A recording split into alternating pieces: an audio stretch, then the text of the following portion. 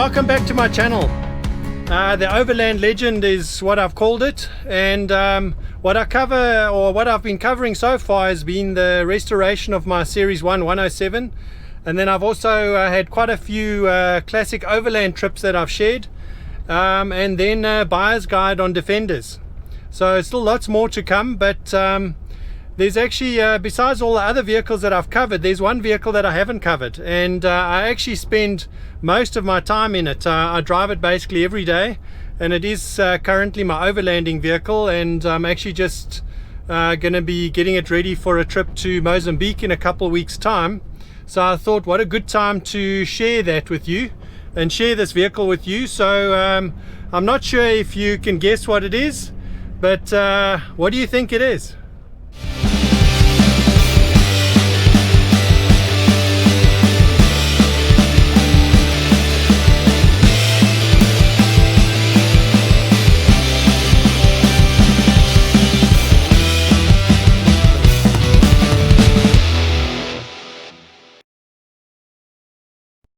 So I've been driving Defenders for about 30 years now. I've had some 90s, and my last one was a 110 that I had, and I was using that as my daily transport. And at a point I started commuting a lot.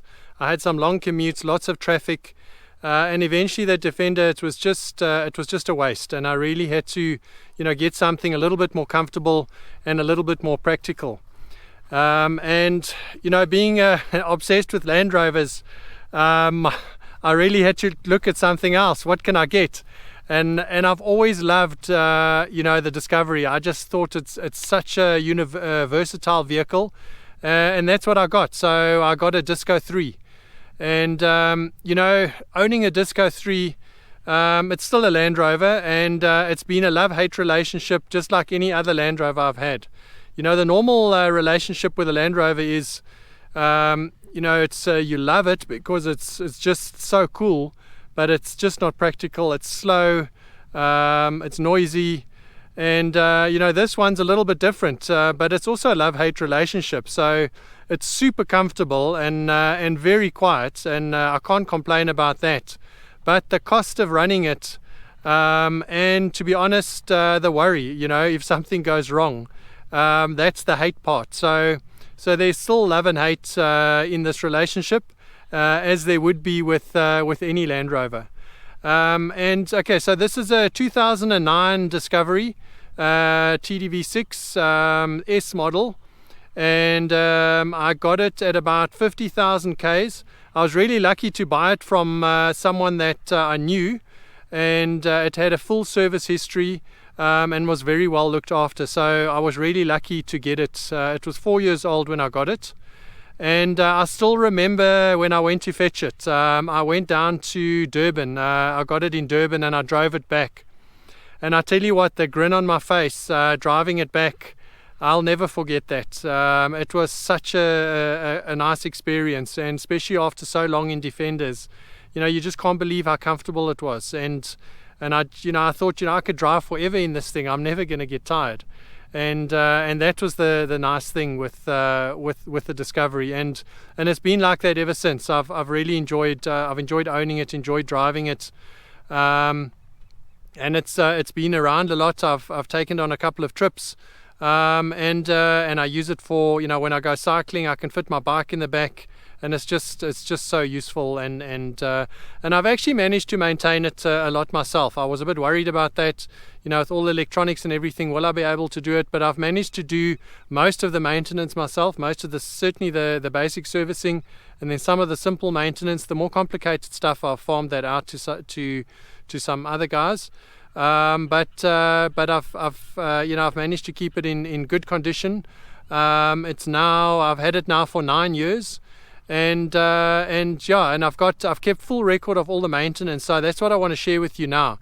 Is I'll go through the detailed maintenance, and I'll also put it in the description below. I'll put a link there, just to an article where I've got all the detail of the numbers and the mileages that I did, because I'll talk about it, but if you don't remember it or you want to go and check, have a look there.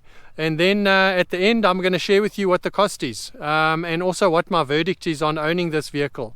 Is it something you should own? Shouldn't you? and if you want to, what do you need to look for, and what do you need to think about. And just before we get to that, I just want to give a shout out to a channel that I've watched quite a few videos on. I haven't found a better channel when it comes to Discovery 3 and Discovery 4 maintenance, and that's LR Time. Such a great couple, such entertaining videos, but really knowledgeable and really down to earth and practical. So if you need any advice on or want to know how to do something, have a look at those channels. So really good, and I'll drop that link down below for LR Time. But for now, before I get to the maintenance part, let me show you around about and what I think are my favorite parts of this Discovery and what makes it such a cool vehicle.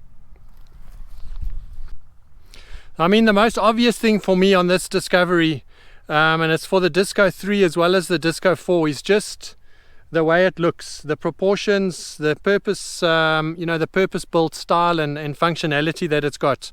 You just can't get better than it. I mean, this vehicle is 14 years old now, and the design is from 2015, so it's almost 20 years old. But it's still, it still looks so great. The proportions are just fantastic. And I mean, as I said, the comfort and the style and everything is just great. So you can't fault that. I really enjoy that. Then the comfy interior, I mean, that's just at another level. Those super comfortable, the seating and the position, everything is just great. I love that. And then it's it looks quite small from the outside, but it's really big inside. And when you fold down all these seats, it's massive inside. And a lot of the new vehicles just aren't actually as big as the Discovery 3 and 4. So that's a big part. And and then also, you can still overland with it, and it's, it fits a roof rack comfortably. It's a solid fit, and you can pack all your roof tent and all your stuff on top. So that's easy enough. And then the other one that I like really is just the fact that I can put there is space under the bonnet for an auxiliary battery. It's a little bit small, but it serves a purpose, and I can run my fridge off that. So that's fine. So yeah, I mean, that's why I enjoy this vehicle so much. But let's have a look at what it costs to maintain this beautiful beast.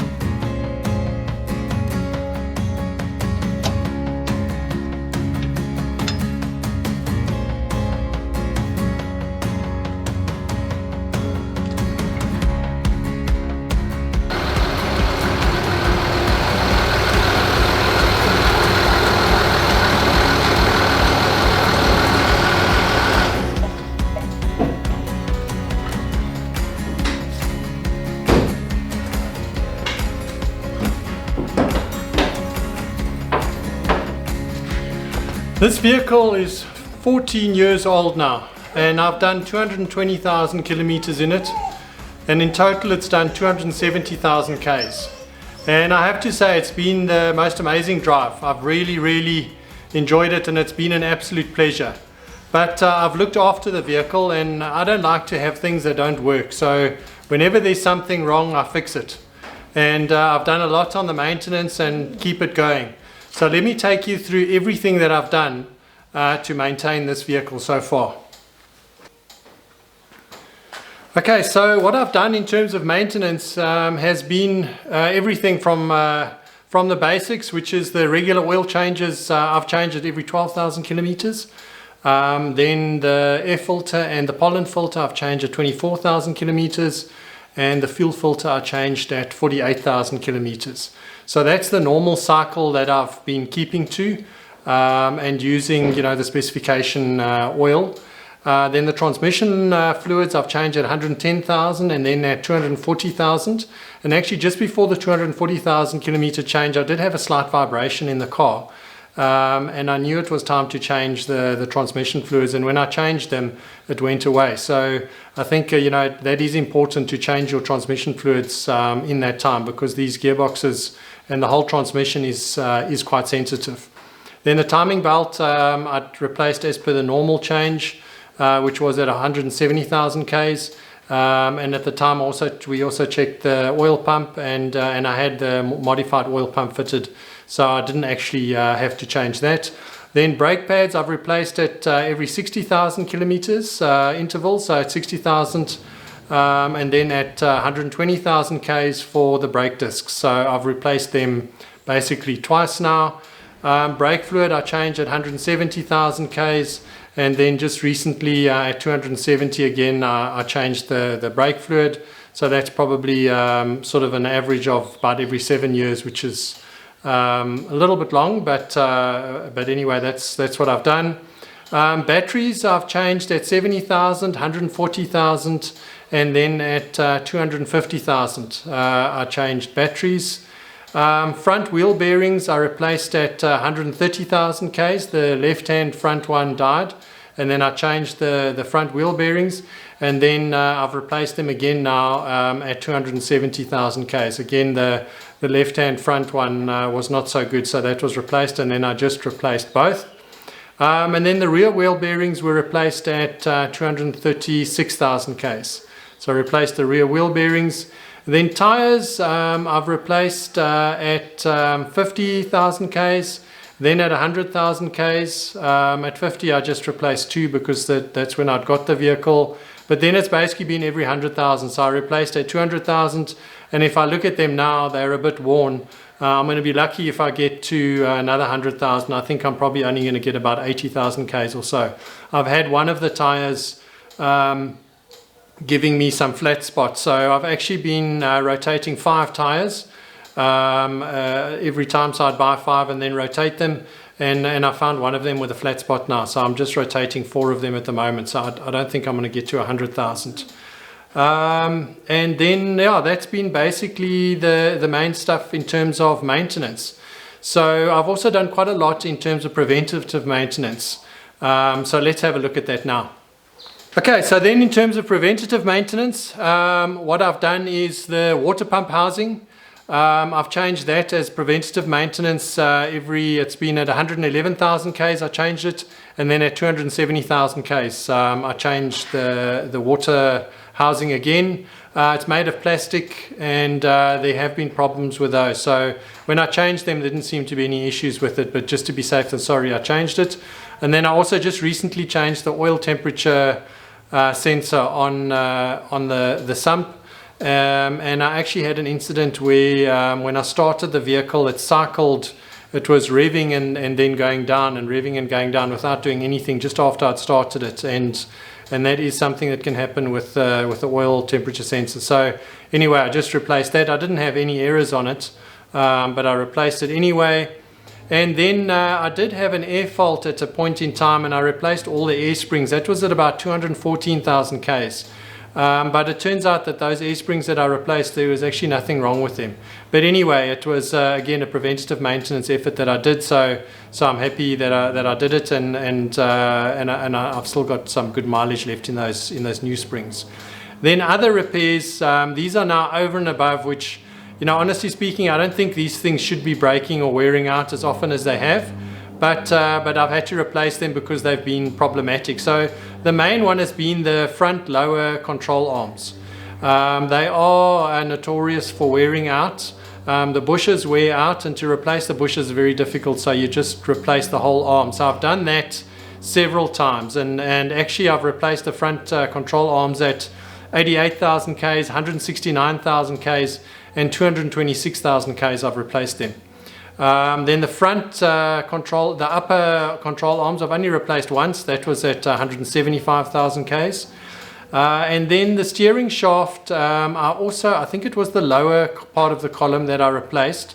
That was at 85,000 Ks, and that was when I had a little bit of play in the steering wheel, directly in the steering wheel, and I've actually got that at the moment again. So I'm suspecting that lower arm has worn out again, so I probably need to replace that. And then the injectors I've replaced. 3 injectors I replaced at 148,000 Ks. That was because I had some smoking on idling that wasn't normal, so I replaced 3 injectors that was 148. And then at 210,000 Ks I replaced another injector. It was in fact injector number 2. and that was a problem where my car was just, it just took longer and longer to start. So normally it starts as you turn the key, it starts, but it was taking longer and longer. And I thought it was the battery, and I actually replaced the battery, and that didn't change it.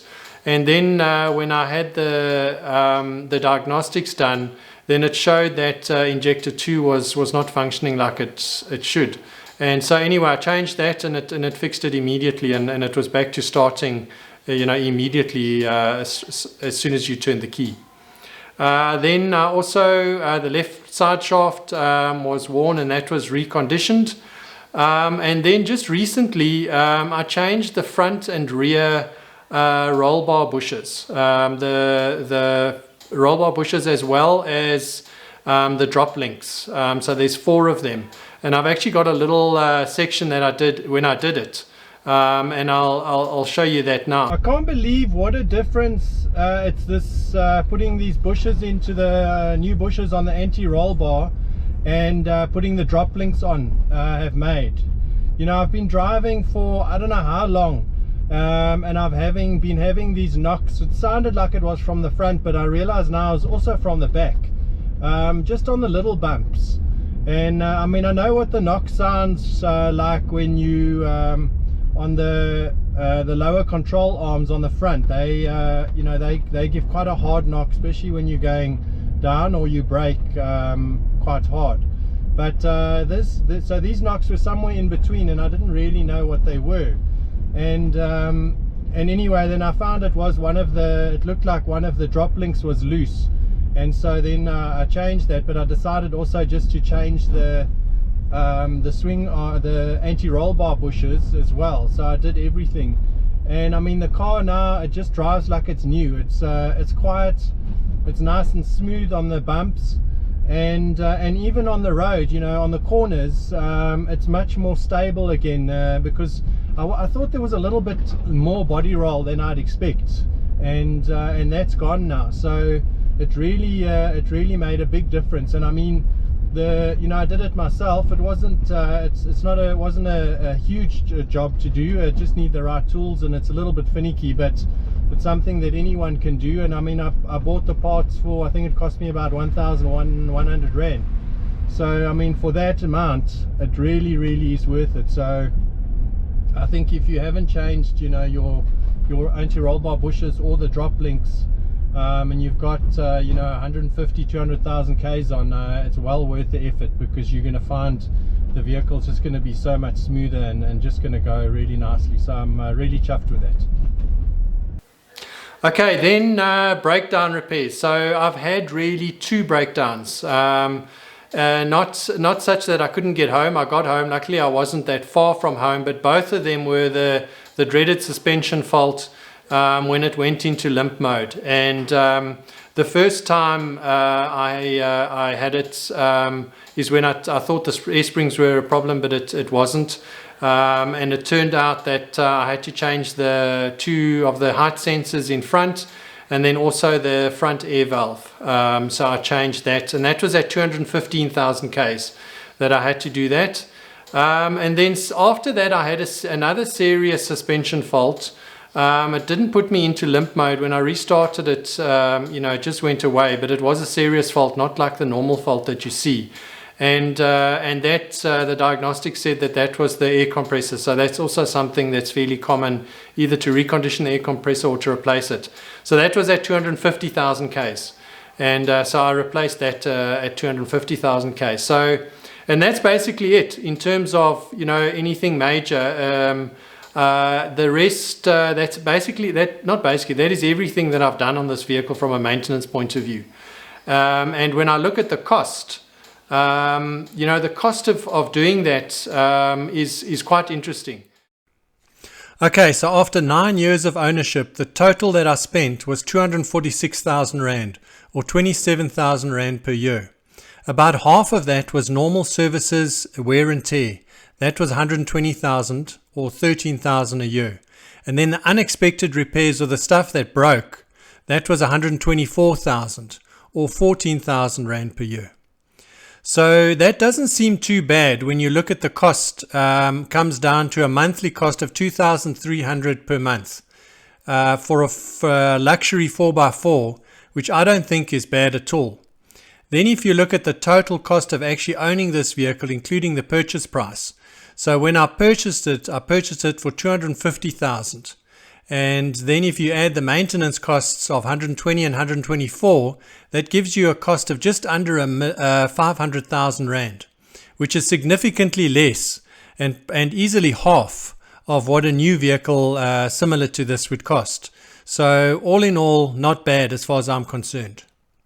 Yeah, so that's basically what I've spent on it, what it's cost me. And what would I do? I would do it again. I have to be honest, I do worry. I am a bit of a worrier, but that said, when I had other vehicles, I also worried about them.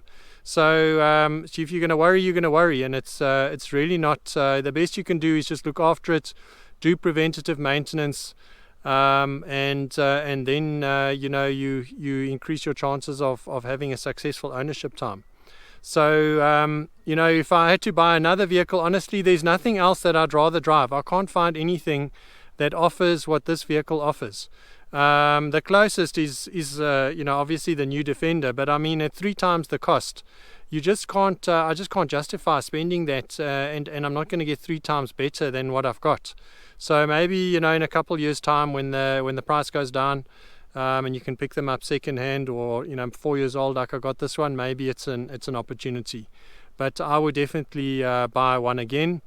But you need to be able to afford to run it properly, and you mustn't take shortcuts. If you take shortcuts on these vehicles, you will have a problem. So you need to look after every fault. I do have a fault mate. I check the faults to see if there are any faults, and obviously when I take it in, they check the faults in that. So at the end of the day, thumbs up from me. I'm super happy with this vehicle, and you'll see it in a lot more videos. So if you enjoyed my video, then please subscribe. I'll be covering some more stuff on discos in future. Not that much though, because I've got so much going on, with the other vehicles that I'm busy with. But there's something for everyone here. So please subscribe, like this video if you enjoyed it, and I hope to see you next time. Thanks and cheers.